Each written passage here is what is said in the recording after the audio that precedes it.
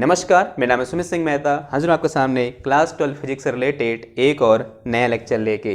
आज का हमारा है लेक्चर नंबर 7 और आज के इस लेक्चर का हमारा टॉपिक क्या रहने वाला है? हमारा टॉपिक है टोटल इंटरनल रिफ्लेक्शन। और इसी टॉपिक के अंदर हम एक बहुत इंपॉर्टेंट टर्म डिफाइन करेंगे जिसका नाम है क्रिटिकल एंगल। और लास्ट हम डिस्कस करेंगे application of total internal reflection.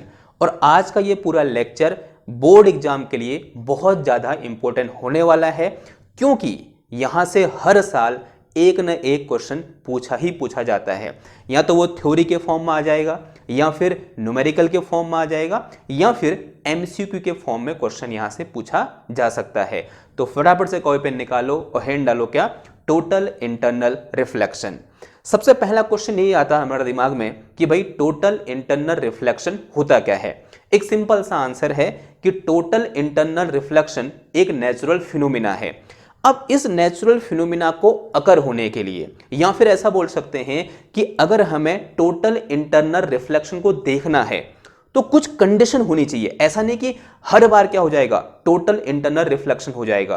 कुछ कंडीशन होती हैं, वो कंडीशन क्या होती हैं और किस तरह से हम उन कंडीशन को अचीव कर सकते हैं वो हम पहले डिस्कस करेंगे। और अगर एक बार हम वो समझ गए तो टोटल इंटरनल रिफ्लेक्शन को समझना आपके लिए बहुत ही आसान होने वाला है।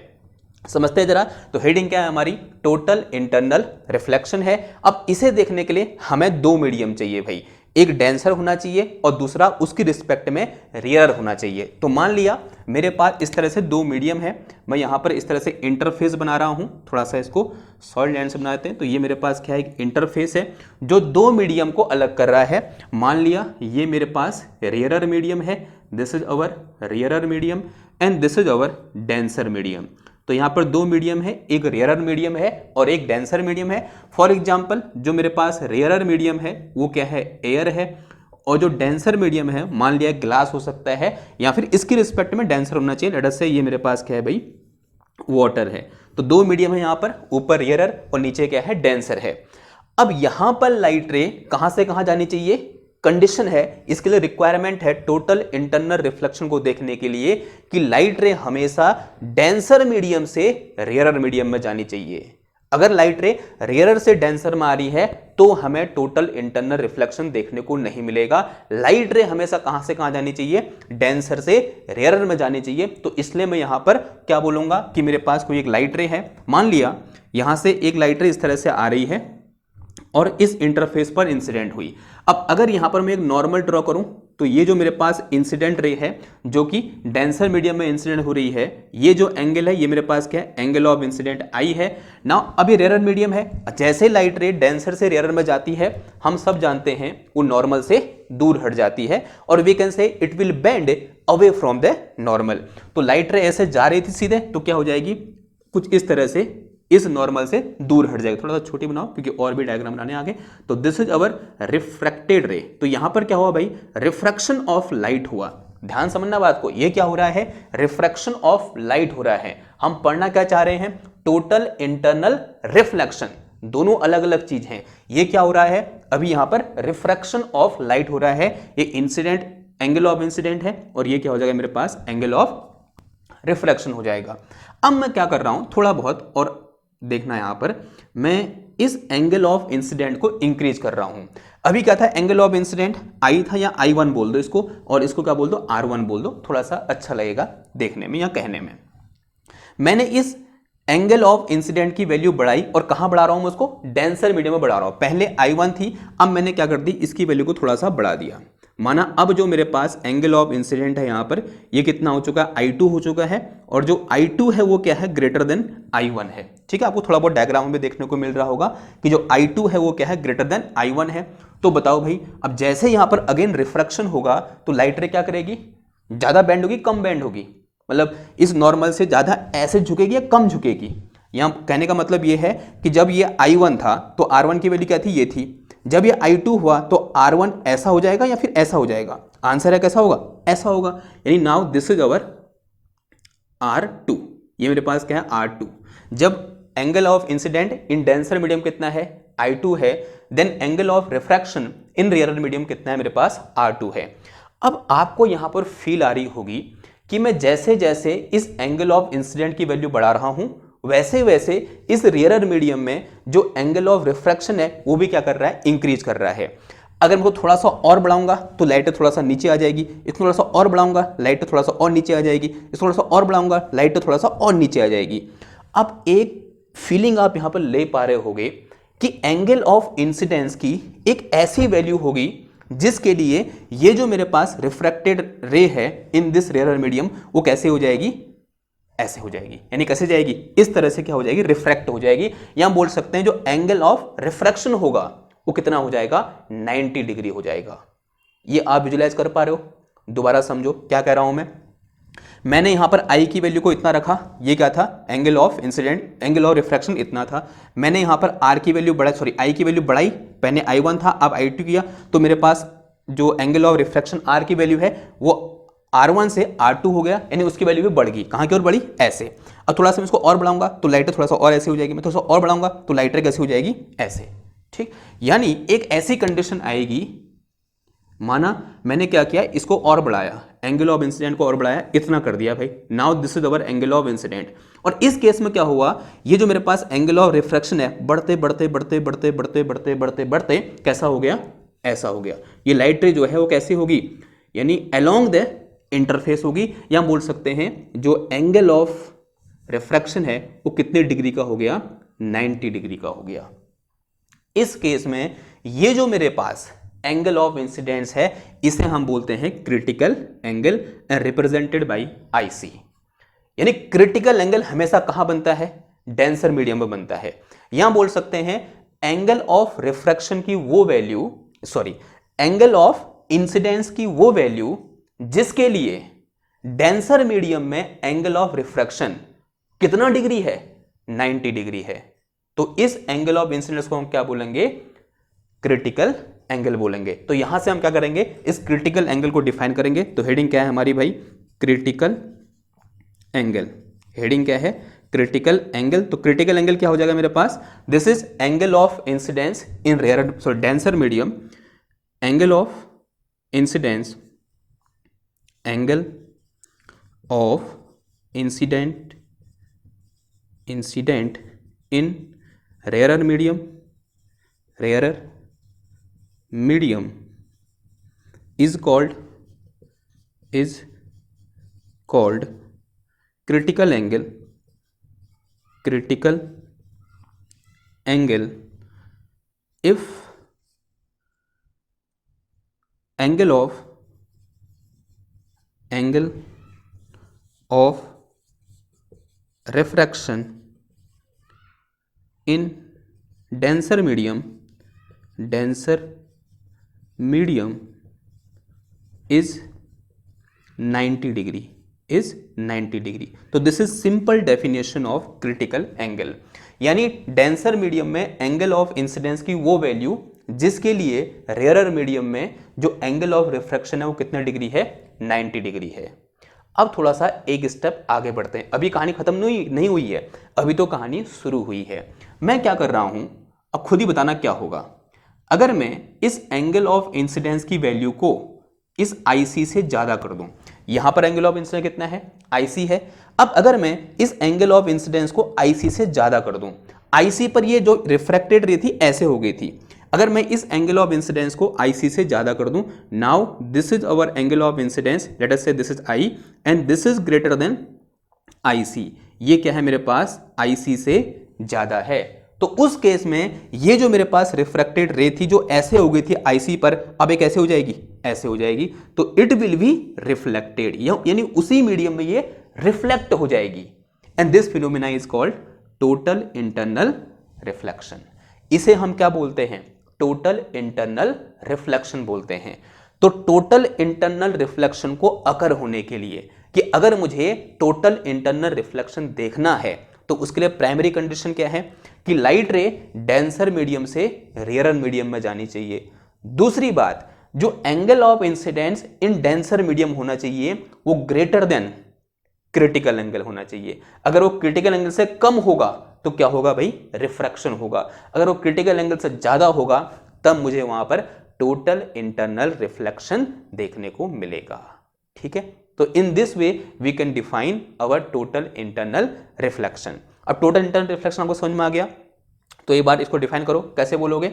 Whenever a light incidence in a denser medium at an angle which is greater than critical angle, then this light ray will reflect back to the same denser medium, and this phenomena related to light is called total internal reflection। उसी को हम क्या बोलते हैं? Total internal reflection, या इसको short में हम TIR भी बोलते हैं। एक बार थोड़ा बहुत इस क्रिटिकल एंगल के बारे में यहाँ पर मैथमेटिकल फॉर्मुलेशन कर लेते हैं, फिर आगे बढ़ेंगे, ठीक है? यानी फिर हम इसको और अच्छे से डिफाइन करेंगे। मान लो इस डेंसर मीडियम का जो रिफ्लेक्टिव इंडेक्स है वो कितना है? N2 है, और इस रेयर मीडियम का रिफ्लेक्टिव इंडेक्स कितना है भाई? N1 है। Late us say this rare medium, या ऐसे बोल दो, इसको क्या बोल दो? ND बोल दो, इसको क्या बोल दो भाई? NR बोल दो, ठीक है? नाउ फॉर क्रिटिकल एंगल, यानी फॉर दिस केस, इसको मैं केस फर्स्ट बोलूं, इसको मैंने केस सेकंड बोल दिया, इसको मैंने केस थर्ड बोल दिया, और इसको मैंने केस 4 बोल दिया। 4 केस है मेरे पास। थर्ड केस से इधर को जो एंगल ऑफ इंसिडेंस जो है वो क्या है? ये जो एंगल है यहाँ के लिए, यहाँ जो एंगल आई है, एंगल ऑफ इंसिडेंट है, वो लेस देन IC है, और यहाँ के लिए जो मेरे पास एंगल ऑफ इंसिडेंस है वो ग्रेटर देन IC है। और अगर वो कितना है? IC के बराबर है, तभी 90 डिग्री है, ठीक है? इसलिए इसको तभी क्रिटिकल एंगल बोला गया। यानी एक एंगल ऑफ इंसिडेंट की क्रिटिकल वैल्यू, जिससे अगर उसकी वैल्यू कम होगी, यानी एंगल ऑफ इंसिडेंस की वैल्यू क्रिटिकल एंगल से कम होगी, तो क्या होगा? रिफ्रैक्शन होगा। अगर ज्यादा होगी तो क्या होगा? TIR होगा, यानी टोटल इंटरनल रिफ्लेक्शन होगा, ठीक है? नाउ अब इस कंडीशन में for case third Snell's law, अगर मैं यहां पर क्या लगाऊं? स्नेल्स लॉ लगाऊं। सब जानते हैं स्नेल्स लॉ क्या कहता है? From Snell's law sine I upon sine R, तो इसके लिए मेरे पास I इज इक्वल टू है IC के बराबर है, और R किसके बराबर है? मेरे पास 90 डिग्री के बराबर है। तो अगर मैं यहां से क्या लिखूं? Sine I upon sine R लिखूंगा, तो ये कितना आ जाएगा बताओ? लाइट रे इस डेंसर मीडियम से रेयर मीडियम में जा रही है, तो यहां पर क्या लिख देंगे हम? रिफ्रैक्टिव इंडेक्स ऑफ जिस मीडियम में जा रही है, यानी rare medium with respect to denser medium. इसी को मैं कैसे लिखता हूं? From the principle of reversibility, इसे मैं क्या लिखता हूं? 1 upon refractive index of denser medium with respect to rare medium. इसको मैं ऐसे लिख सकता हूं। अब यहां पर इसकी वैल्यू पुट करो। I की वैल्यू कितनी है भाई? साइन IC अपॉन ये कितना है यहाँ पर? साइन 90 आ गया, and this is equal to 1 upon refractive index of denser medium with respect to rare medium. थोड़ा बहुत सॉल्व करेंगे, तो यहाँ सॉल्व करें। देखो साइन 91 होता है, तो ये मेरे पास यहाँ क्या बचा? सिर्फ साइन IC बचा। तो this is equal to 1 upon refractive index of denser medium with respect to rare medium. तो यहां से मेरे पास IC इक्वल टू कितना आ जाएगा? Sine inverse 1 upon refractive index of denser medium with respect to rare medium. तो इस तरह से हम क्या कर सकते हैं भाई? इस क्रिटिकल एंगल की वैल्यू निकाल सकते हैं किसी भी एक डेंसर मीडियम में। तो हमें क्या पता होना चाहिए? उस डेंसर मीडियम का refractive index with respect to rare medium, यानी जहां लाइट रे जा रही है, ठीक? क्लियर है बात नहीं? तो इस तरह से हम इस एंगल ऑफ इंसिडेंस को डिफाइन करते हैं, और ये फॉर्मूला कभी कभी डायरेक्ट पूछ लिया जाता है, या फिर कभी कभी यहाँ से न्यूमेरिकल भी पूछ लिया जाता है। किस टाइप के न्यूमेरिकल पूछे जाएंगे वो हम नेक्स्ट लेक्चर में डिस्कस करेंगे, लेकिन फिलहाल आप इस पर अपना ध्यान केंद्रित कीजिए, ठीक है? नाउ अब अगर इंसिडेंट एंगल की वैल्यू इस क्रिटिकल एंगल से ज्यादा होगा, तो light ray will reflect back to the same medium, and this phenomena is known as total internal reflection। तो नेक्स्ट हेडिंग क्या हो जाएगी हमारी? हेड डालो टोटल इंटरनल रिफ्लेक्शन, यानी TIR।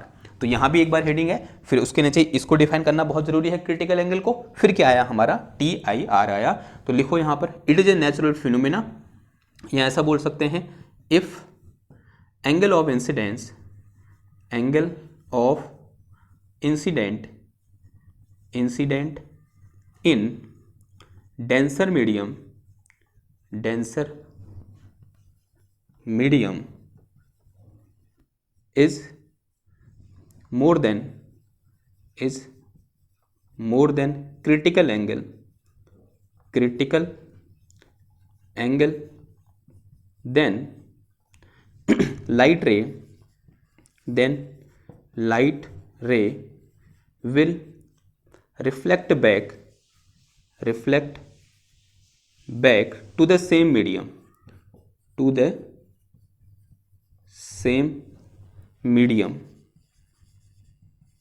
This phenomena is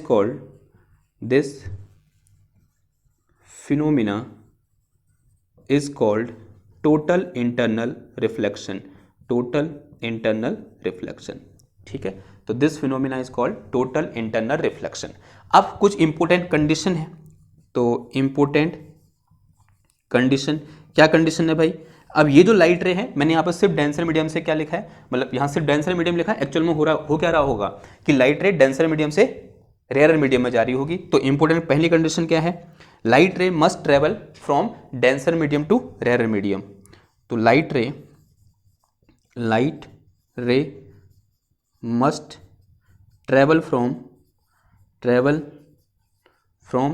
denser medium to rare medium.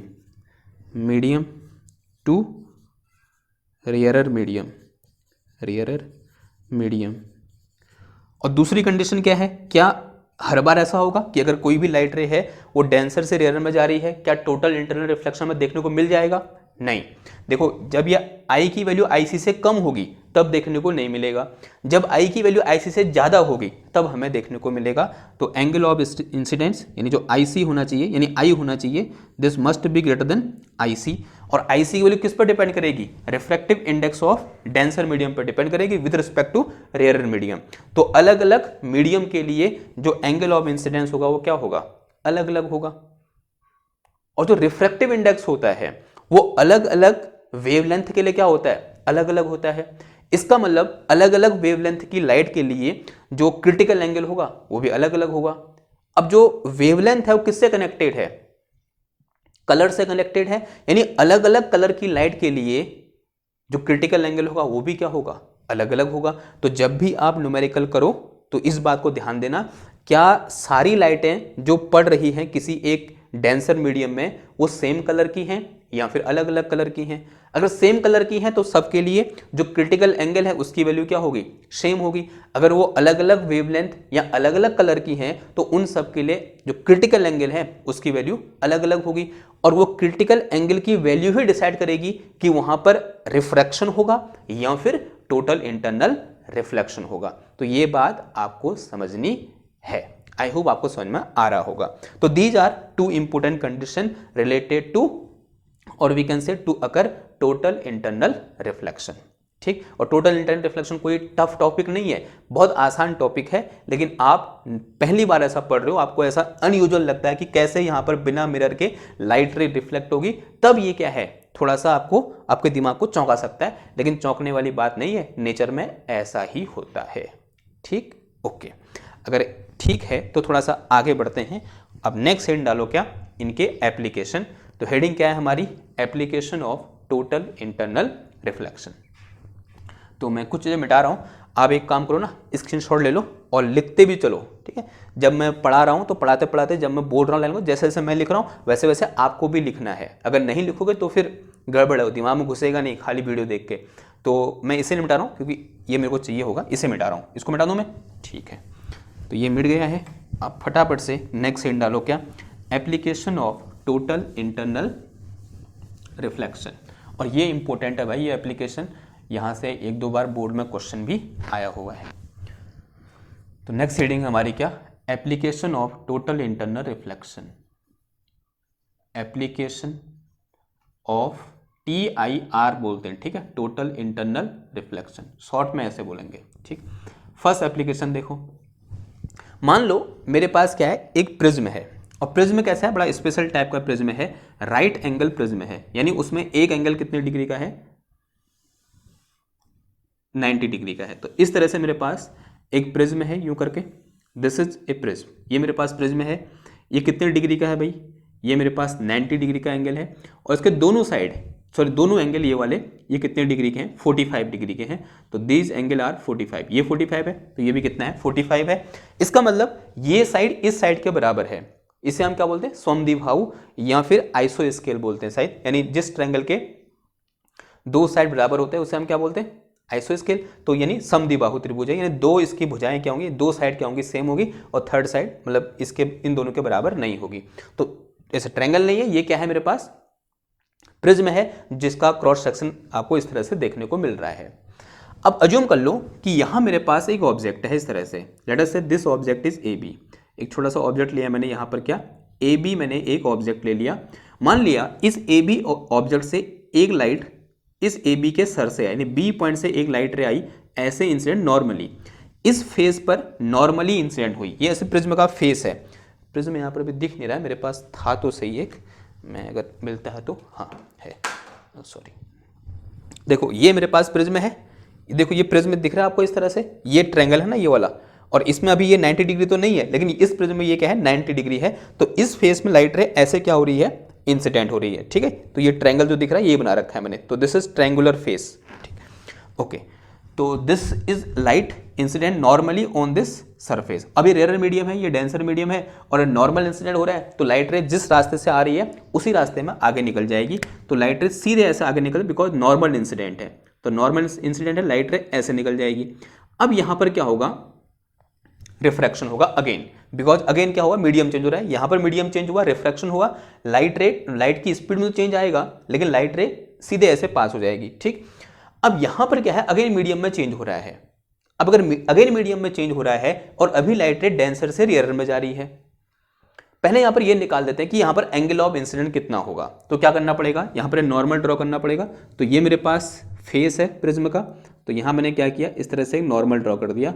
अब ये angle कितना होगा बताओ, देखो ये 45 है, और ये जो लाइट रे यहां से ऐसे आ रही है इस पर नॉर्मल है, और ये इस पर नॉर्मल है, तो ये एंगल कितना होगा भाई, 45 डिग्री का होगा। ये बात आपको समझ में आनी चाहिए, ठीक है। देखो हमने एक थ्योरम पढ़ी थी, अगर आपको याद है, मैंने बहुत बार बताया भी है क्लासेस में, कि अगर मेरे पास ये दो लाइनें हैं, अगर ये एंगल थीटा है, अगर मैं यहाँ से एक नॉर्मल इस पर खींचूँ, एक नॉर्मल यहाँ से इस वाले पे खींचूँ, तो ये एंगल भी कितना होगा, थीटा होगा। तो सेम चीज़ यहाँ पर भी है, देखो एक लाइन ये है, एक लाइन ये है, ये जो लाइन है ये वाली, ये इस पर नॉर्मल है, और ये डॉटेड वाली इस पर नॉर्मल है, तो इन दोनों के बीच का एंगल भी कितना होगा, उतना ही होगा जितना इन दोनों के बीच है। तो ये 45 है, तो ये भी कितना होगा भाई, 45 होगा। सिंपल सा एक्सप्लेनेशन, ये 45 डिग्री है, तो this is in this case angle of incidence is 45 degree. अब इस प्रिज्म का मटेरियल हमने कुछ इस तरह से चूज कर रखा है कि जो एंगल ऑफ या क्रिटिकल एंगल है आईसी, वो लेस देन 45 डिग्री है, लगभग 43 या 42 के आसपास होता है।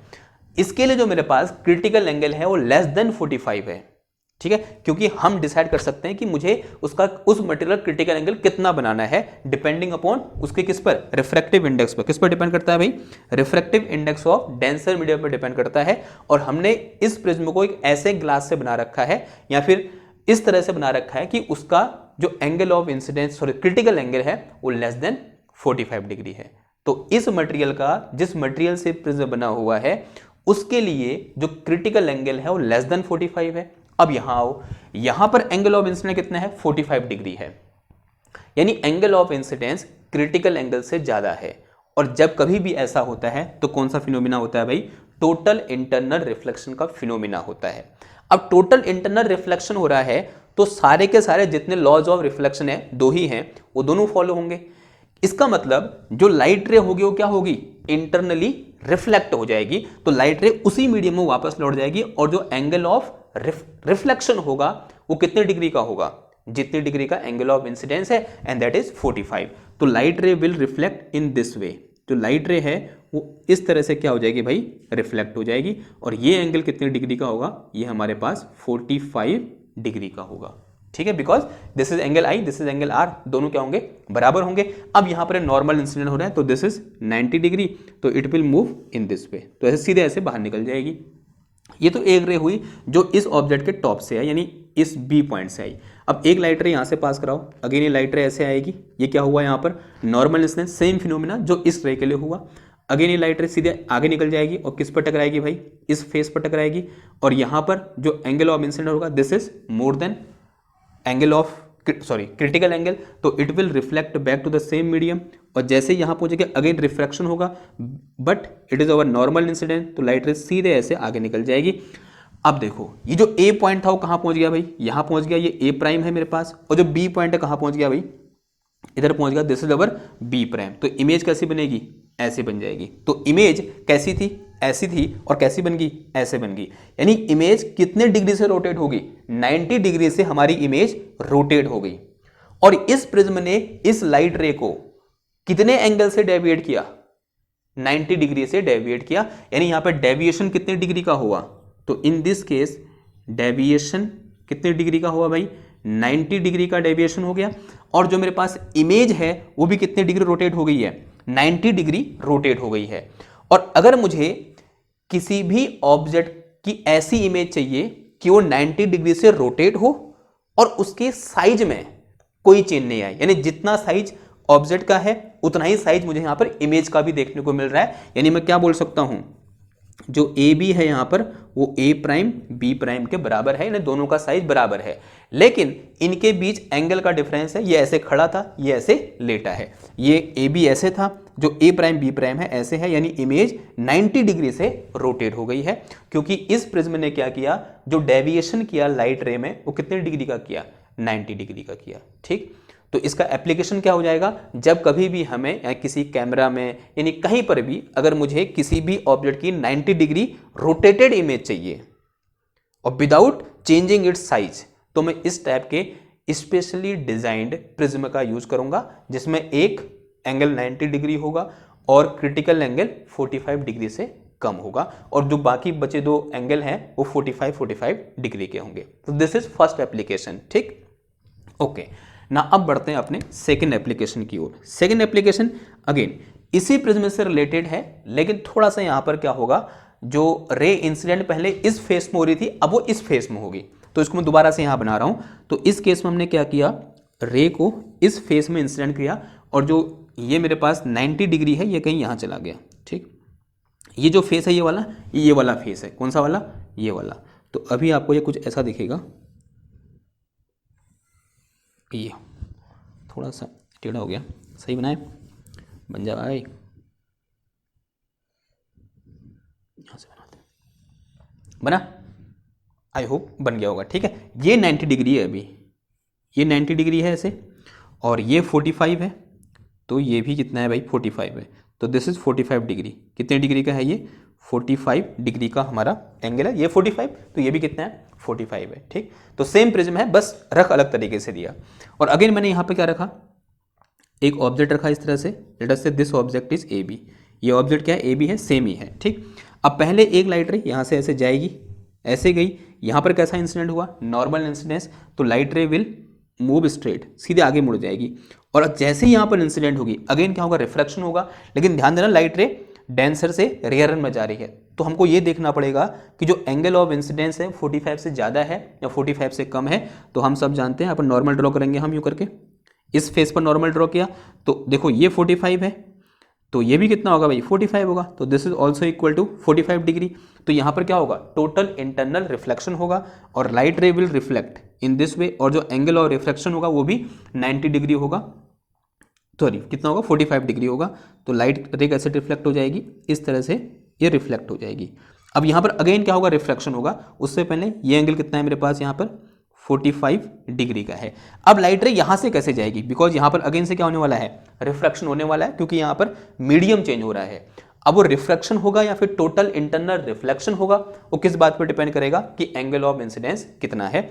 तो यहाँ पर मैं अगेन एक क्या करूँगा, इस तरह से नॉर्मल ड्रॉ कर दूँ। चलो भाई कर दिया नॉर्मल ड्रॉ। अब जरा ध्यान से बनना, ये जो लाइट रे है इसके पैरेलल है, ये लाइट रे इसके पैरेलल है, ये एंगल 45 है, तो ये भी कितना होगा, 45 होगा। ये पूरा यहाँ से यहाँ तक 90 है, तो ये भी कितना है भाई, 45 है। तो इसका मतलब यहाँ पर भी अगेन एंगल ऑफ इंसिडेंस कितना डिग्री है मेरा, 45 डिग्री है। तो दोबारा से क्या होगा, यहाँ पर टोटल इंटरनल रिफ्लेक्शन होने वाला है, बिकॉज ये क्रिटिकल एंगल से ज़्यादा आ रहा है मेरा क्या, एंगल ऑफ इंसिडेंस। तो it will reflect back to the same medium, तो ये ऐसे ही डेंसर मीडियम में रिफ्लेक्ट बैक हो जाएगी। तो इस तरह से क्या हो जाएगी, हमारी लाइट रे रिफ्लेक्ट हो जाए, कहाँ की ओर, इधर की ओर। और again this angle is angle of reflection, जो कि 45 के बराबर होगा। अब ये जो लाइट रे है कौन सी वाली, ये वाली जो यहाँ से ऐसे आई, ये इस पर नॉर्मल है, तो ये ऐसे क्या होगी, बाहर निकल जाएगी सीधे, बिना अपने पास से डेविएट हुए। ठीक, ये तो ये वाली लाइट रे कहाँ से आई, यहाँ से आई, ये पूरा फिनोमेना समझ में आ रहा है। अब दूसरी लाइट रे कहाँ से आएगी, इस ए पॉइंट से, तो लाइट रे सीधे ऐसे गई, यहाँ से सीधे अंदर घुस जाएगी, और यहाँ पर इससे टकराएगी, और अगेन यहाँ पर एंगल ऑफ इंसिडेंस कितना 45 degree which is more than critical angle, तो it will reflect back to the same medium, और ये जो लाइट रे है वो इसके पैरेलल है। तो यहाँ पर जो हमें अगेन मेरे पास क्या बना, एंगल ऑफ इंसिडेंट बना, दिस इज मोर देन 45। जो फिनोमेना इसके लिए है सेम वही चीज़ इसके लिए भी होगी, और ये क्या होगी अगेन इस तरह से इंटरनली रिफ्लेक्ट हो जाएगी, तो it will come in this वे। और अगेन यहाँ पर नॉर्मल इंसिडेंट होगा तो ये सीधे इस तरह से आगे निकल जाएगी, और यहाँ मुझे इमेज देखने को मिलेगी। अब ध्यान समझना, ये बी पॉइंट था, यहाँ से ऐसे गया, यहाँ से लाइट रे ऐसे गई, यहाँ ऐसे पहुँची, तो बी पॉइंट कहाँ पहुँच गया भाई, बी प्राइम में पहुँच गया। ये ए यहाँ से ऐसे आया, ये यहाँ से आया, ए यहाँ से आया, और ए प्राइम कहाँ पहुँच गया, इधर पहुँच गया। अगर मैं इमेज बनाऊंगा तो ऐसी बनेगी। तो इमेज क्या होगी, इनवर्ट हो गई, कितने डिग्री से, 180 डिग्री से। पहले इमेज ऐसी थी, अब इमेज कैसी बन गई, ऐसी बन गई। सॉरी, पहले ऑब्जेक्ट ऐसे था और उसकी इमेज कैसी है, ऐसी है। तो यहाँ पर जो मेरे पास इमेज है वो 180 डिग्री से क्या हो गई, इन्वर्ट होगी। तो इन्वर्टेड इमेज मिलेगी, और कितने डिग्री से इन्वर्ट हो गई है, 180 डिग्री से हमारी इमेज घूम गई है। और जो एंगल ऑफ डेविएशन है इस केस में भी वो कितने डिग्री का है, जो डेविएशन है बताओ भाई किसके कितने डिग्री का है, लाइट रे कितने डिग्री से डेविएट होगी, 180 डिग्री से। तो लाइट रे इज डेविएटेड बाई 180 डिग्री। इस केस में 90 डिग्री, इस केस में 180 डिग्री, यानी अलग अलग फेस में जब डालेंगे तो डेविएशन भी क्या होगा, अलग अलग हमें देखने को मिलेगा। तो यहीं से वो ट्रिक क्वेश्चन पूछता है कि भाई कब हमें डेविएशन 90 डिग्री का देखने को मिलेगा और कब हमें डेविएशन 180 डिग्री का देखने को मिलेगा लाइट रे में by this type of prism. ठीक है, तो again this is very very important thing. Okay, now ये क्या है, सेकेंड एप्लीकेशन। अब बढ़ते हैं अपने अगले एप्लीकेशन की ओर, एप्लीकेशन नंबर 3।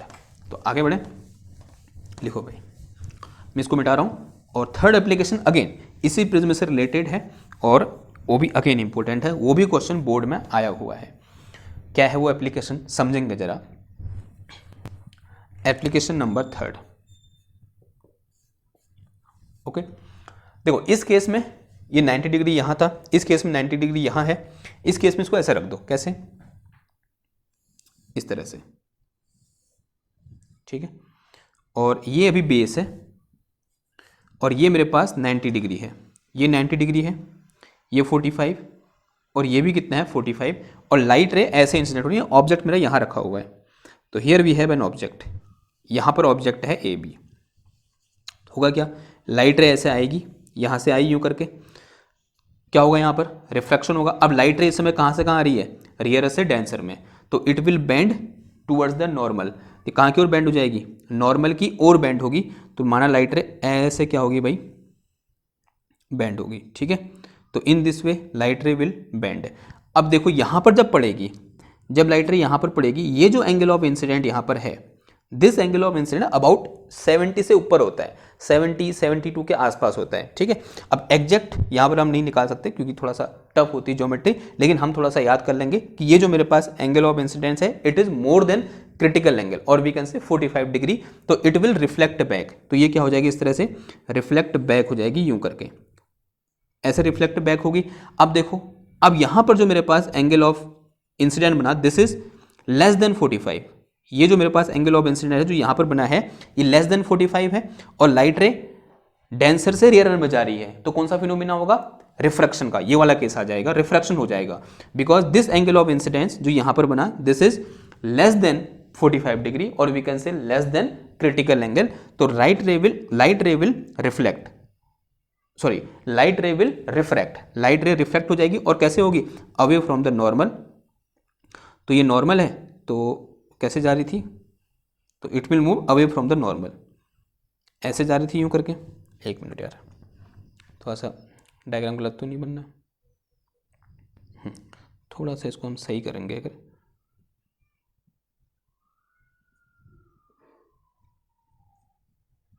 या फिर ऐसे बनाओ ना, तो नॉर्मल थोड़ा सा गलत बनना है मेरा, नॉर्मल कुछ ऐसे बनेगा। ठीक है, तो लाइट रे ऐसे जा रही थी यूं करके, तो अगर ये कैसा मीडियम है, रेयर और ये डेंसर, तो it will move away from the normal, तो लाइट रे ऐसे बेंड हो जाएगी।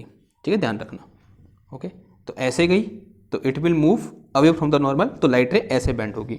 अब सिमिलरली एक लाइट रे यहाँ से जाएगी यूँ करके, सेम फिनोमिना होगा, तो it will bend towards the normal, ऐसे कुछ होगा। अब यहाँ पर जो एंगल ऑफ इंसिडेंट होगा this is greater than critical angle, so it will internally reflected. तो ऐसे क्या होगी, ये इंटरनली रिफ्लेक्ट हो जाएगी। और फिर यहाँ पर जो एंगल ऑफ इंसिडेंट होगा दिस इज लेस देन, ये जो angle of incident this is less than critical angle, so it will refract. तो ऐसे क्या हो जाएगी, ये रिफ्रैक्ट हो जाएगी। ठीक, अब अगर मैं इसकी इमेज बनाऊं तो ये बी पॉइंट यहाँ से गया ऐसे, फिर यहाँ से ऐसे, फिर यहाँ से ऐसे, फिर यहाँ ऐसे, तो ये मेरे पास क्या है भाई, बी प्राइम है। अब एक ही बात करो, ये यहाँ से ऐसे गया, यहाँ से ऐसे, यहाँ से ऐसे, यहाँ से ऐसे, तो ये मेरे पास क्या है, यहाँ ए प्राइम है। तो ए प्राइम बी प्राइम, तो इमेज ऐसे बन गई। तो इमेज कैसी बनी मेरे को, इन्वर्टेड, और कितने डिग्री से इन्वर्ट होगी, 180 डिग्री से। लेकिन यहाँ से इंपॉर्टेंट क्वेश्चन आता है कि जो लाइट रे है वो कितने एंगल से डेविएट हुई इस प्रिज्म के कारण। आंसर है 0 डिग्री से, बिकॉज ये जो लाइट रे है वो इस लाइट रे के, इंसिडेंट लाइट रे के पैरेलल है। तो डेविएशन कितने डिग्री का हुआ, 0 डिग्री का डेविएशन यहाँ पर देखने को मिलेगा। और यही इंपॉर्टेंट चीज है, जो डेविएशन है यहाँ पर वो कितने डिग्री को देखने को मिला, डेविएशन ऑफ 0 डिग्री, 0 डिग्री का डेविएशन देखने को मिला। और इमेज कैसी मिली मेरे को, इन्वर्टेड, उल्टी इमेज बनी इस तरह से। देखो यहाँ ए बी है, यहाँ नीचे को ए प्राइम बी प्राइम कहाँ है, नीचे है। और साइज में कोई चेंज नहीं आता, साइज सेम रहता है तीनों में साइज का रहेगा, सेम रहेगा। ठीक है, ओके। तो ये क्या थे भाई, 3 एप्लीकेशन थे। अब बढ़ते हैं अपने अगले एप्लीकेशन की ओर, जो है क्या, मिराज। तो नेक्स्ट हेडिंग हमारे पास क्या, मिराज, या फिर इसको हम मृग तृष्णा भी बोलते हैं, या तो मिराज बोलते हैं, या फिर हिंदी में इसको हम मृग तृष्णा बोलते हैं। क्या होती है मृग तृष्णा, थोड़ा बहुत समझाऊं मैं आपको। तो होता क्या है, जब कोई हिरन किसी रेगिस्तान में पानी की तलाश में भटक रहा होता है, तब हिरन बहुत दूर एक छांव, मतलब एक तालाब देखता है। क्या करता है, हिरन बहुत दूर देखता है और तालाब देखता है, उसको लगता है कि वहाँ एक बहुत बड़ा तालाब है, और दौड़ के जाता है, वहाँ पर कुछ नहीं होता।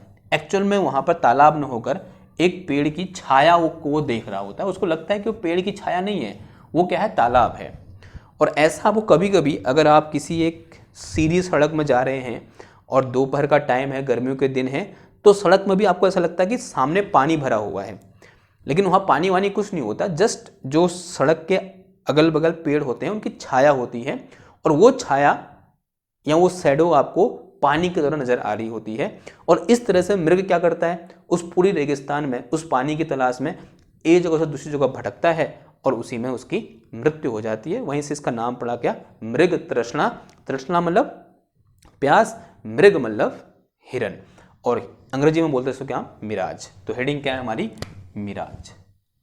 स्पेलिंग क्या होती है मिराज की, MI,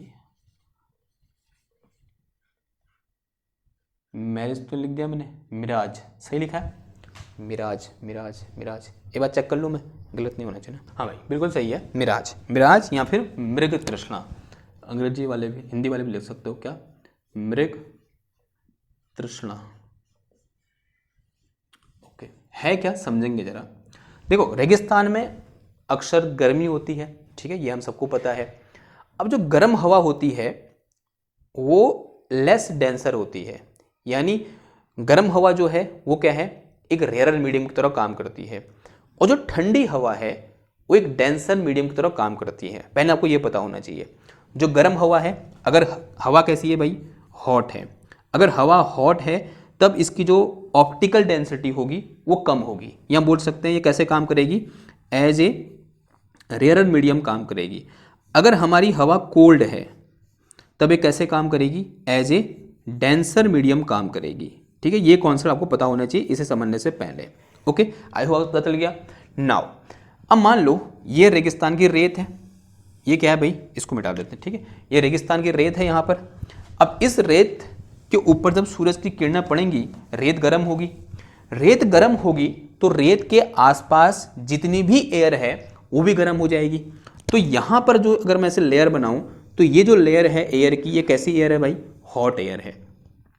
लेकिन मैं जैसे जैसे ऊपर को जाऊंगा तो उस एयर की डिस्टेंस रेत से कम होगी, तो ऊपर एयर कैसी होगी, कोल्ड होगी। तो यहां भाई कैसी एयर है, कोल्ड एयर है। तो this is our cold air and this one is our hot air. ये कैसी एयर है भाई, हॉट एयर है, और ये कोल्ड एयर है। अगर ये कोल्ड एयर है तो ये डेंसर है, तो ये क्या है, डेंसर है। और ये अगर हॉट एयर है तो ये कैसी है, मेरी रेयरर है। तो दिस इज, नीचे को आएंगे तो रेयरर मीडियम, ऊपर जाएंगे तो रेस से ऊपर जाएंगे तो डेंसर मीडियम। अब मान लो यहाँ कहीं एक पेड़ है इस तरह से, तो इस तरह से एक पेड़ है यूं करके। अब एक लाइट रे इस पेड़ से ऐसे आ रही थी यूं करके, एक लाइट रे इस पेड़ से ऐसे आई। अब देखो जैसे जैसे आऊँगा नीचे आऊँगा तो हवा गर्म होती जाएगी, यानी ये जो लेयर है एयर की वो इसकी रिस्पेक्ट में क्या है, डेंसर है। तो ये डेंसर से जैसे रेयरर में आएगी तो क्या होगी, it will bend away from the normal, तो ये ऐसे बेंड हो जाएगी अवे फ्रॉम द नॉर्मल। तो अगेन ये रेयरर होगी बिकॉज ज़्यादा हॉट होगी इसके कंपेयर में, तो ये डेंसर है ये रेयरर है, तो again it will bend away from the normal. Again ये क्या है, कोल्ड एयर, ये क्या है, हॉट एयर, तो ये मेरे पास क्या है भाई, डेंसर से कहाँ आ रही है, रेयरर में, तो it will bend away from the normal. ठीक है, अब ऐसा होगा क्या, आते आते एक ऐसा समय आएगा कि एंगल ऑफ इंसिडेंस लगातार बढ़ रहा है, तो एंगल ऑफ इंसिडेंस बढ़ते बढ़ते बढ़ते बढ़ते बढ़ते बढ़ते एक ऐसा पर्टिकुलर इंस्टेंट आएगा जहां पर एंगल ऑफ इंसिडेंस की वैल्यू क्रिटिकल एंगल से ज्यादा हो जाएगी। माना यहां पर जो मेरे पास एंगल ऑफ इंसिडेंस आई है उस क्रिटिकल एंगल से ज्यादा होगी, तो light ray will reflect back, light ray ऐसे क्या हो जाएगी, दोबारा से उसी मीडियम में वापस लौट जाएगी। अब मान लो कोई इंसान यहां खड़ा था और यहां से इसको ऑब्जर्व कर रहा है, यहां पर इस इंसान की आंख है और ये इस लाइट रे को ऑब्जर्व कर रहा है जो इंटरनली रिफ्लेक्ट हुई, जो टोटल इंटरनल रिफ्लेक्शन के पश्चात ये लाइट रे इस इंसान की आंख में पड़ी, या एक यहां पर मृग हो सकता है उस मृग की आंख में पड़ी, ये मेरे पास क्या मृग है, यहां बोल सकते हैं हिरन है, उसकी आंख में पड़ी। तो इस इंसान को क्या लगेगा, या फिर इस हिरन को क्या लगेगा, लाइट रे कहां से आ रही है, पीछे बढ़ा दो इसको, उसको लगेगा लाइट रे कहीं यहां से आ रही है, यानी उसको यहां पर इस पेड़ की ऐसी उल्टी छाया देखने को मिलेगी, शैडो देखने को मिलेगी। और जैसे ये इंसान इसको देखेगा और उसे पेड़ नहीं दिखेगा, उसे क्या दिखेगा कि भाई यहां पर एक बहुत गहरा सा तालाब है। एक्चुअल में वहां तालाब वाला कुछ नहीं है, जस्ट यहां पर क्या हुआ है, टोटल इंटरनल रिफ्लेक्शन की वजह से इस पेड़ की हमें एक इन्वर्टेड इमेज यहां पर देखने को मिल रही है। सिंपल सा इतना हम बोलेंगे कि इस ये इन्वर्टेड इमेज देखने को मिल रही है, और वो इन्वर्टेड इमेज को क्या मान के चला है, तालाब मान के चला है। और हिरन दौड़ के यहां जाएगा, क्या उसे तालाब मिलेगा, नहीं मिलेगा। फिर दूसरी जगह ऐसा ही दोबारा उसको सेम फिनोमेना देखने को मिलेगा, तो दौड़ के वहां जाएगा, अगेन वहां पर तालाब नहीं होगा, ऐसे घूमते रहेगा फिरते रहेगा और उसकी क्या हो जाएगी, मृत्यु हो जाएगी। ठीक है, तो इसी को हम क्या बोलते हैं भाई, मिराज बोलते हैं या मृग तृष्णा बोलते हैं। और ये भी किसकी वजह से होता है, लाइट के एक स्पेशल फिनोमेना की वजह से होता है, जिसे हम क्या बोलते हैं, टोटल इंटरनल रिफ्लेक्शन बोलते हैं। ठीक है, और टोटल इंटरनल रिफ्लेक्शन को अकर होने के लिए दो इंपॉर्टेंट कंडीशन है कि लाइट रे डेंसर से रेयरर में जानी चाहिए, और दूसरी condition angle of incidence in denser medium must be more than critical angle. और क्रिटिकल एंगल क्या होता है ये हमने पढ़ लिया है। अब यहां पर एक और एप्लीकेशन है जो इन सारे एप्लीकेशन से ऊपर है, उसे हम बोलते हैं क्या, ऑप्टिकल फाइबर, जो हम नेक्स्ट क्लास में डिस्कस करेंगे, क्योंकि थोड़ा सा लंबा टॉपिक होगा, 10 या 15 मिनट का टॉपिक है, तो यहां पर इंक्लूड न करके क्यों ना हम उसके लिए एक अलग से टॉपिक बना दें या अलग से एक लेक्चर बना दें। क्योंकि जो ऑप्टिकल फाइबर है वो आप ये वीडियो देख पा रहे हैं, उसके लिए भी ऑप्टिकल फाइबर रिस्पॉन्सिबल है, क्योंकि जितनी भी इंटरनेट चल रहा है इस पूरी दुनिया में वो सब किस पर बेस्ड है, वो सब किसकी वजह से चल पा रहा है, ऑप्टिकल फाइबर की वजह से चल पा रहा है। हम एक साथ अरबों लाखों खरबों सिग्नल भेज पा रहे हैं एक जगह से दूसरी जगह, किसकी वजह से, ऑप्टिकल फाइबर की वजह से। तो इसलिए जो है ये ऑप्टिकल फाइबर बहुत ज़्यादा इंपॉर्टेंट है, जो हम आने वाले लेक्चर में डिस्कस करेंगे। आई होप आज का लेक्चर आपको समझ में आया होगा। समझ में आया है तो इसको लाइक करो, शेयर करो, सब्सक्राइब करो, अपने दोस्तों के साथ शेयर करो इसको। और क्लास 12 के लिए एक बेहतरीन कंटेंट मैं यहाँ पर प्रस्तुत कर रहा हूँ आपके लिए। आई होप आपको पसंद आ रहा होगा। तो मैं मिलता हूँ आपसे नेक्स्ट क्लास में एक और नए चैप्टर के साथ, नए टॉपिक के साथ। तब तक के लिए थैंक यू, धन्यवाद, बाय बाय।